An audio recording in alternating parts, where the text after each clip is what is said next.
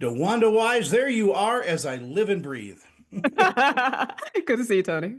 It's good to see you again, and congratulations on Killing Faith. What a powerful performance you put in.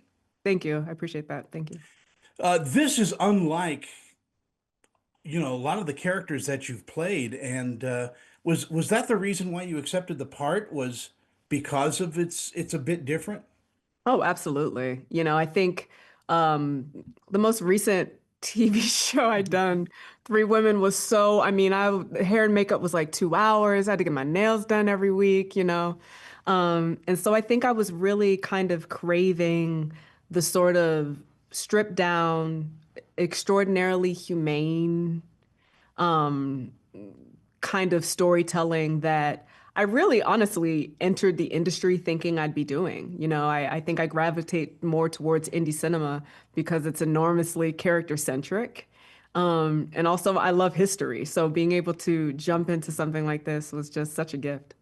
I would imagine as an actor, your costume plays a huge part in informing your character. Oh, absolutely. And this was all period dress. I mean, costume design did an extraordinary job of like sourcing these pieces and, even building the sort of world where like there's a moment, this is not a spoiler, but there's a moment in the film where Sarah is like made to strip down and thinking through like what those undergarments were, down to the corset and what would have made her feel vulnerable in that moment, while also thinking like there's some stunts that needs to happen in the scene, so we can't be ripping these slips. Well, I would also imagine that the limitations of your movements, because of everything that you've got on, would certainly be a plus It impacts your posture, yeah. it makes you carry yourself a certain way. And I think, as a black woman in 1849, she has to always be on her P's and Q's. Like she has to present in a way that is like no less than perfection at all times. So yeah, the everything about it, the way that those like that corset makes you put your shoulders back. Yeah, you're absolutely right. Let's talk about Guy Pearce because Guy is one of my favorite actors of all time, He and should I be. don't think there's anything he can't do. I agree. He should be. He should be. He should be. He should be. He's like me. He's a genre jumper.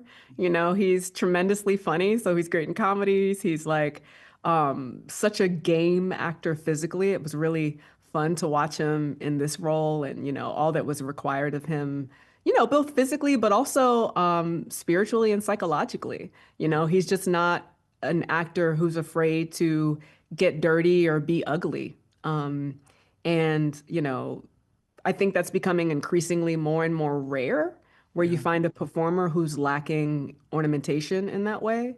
And so, yeah, we clicked pretty early on.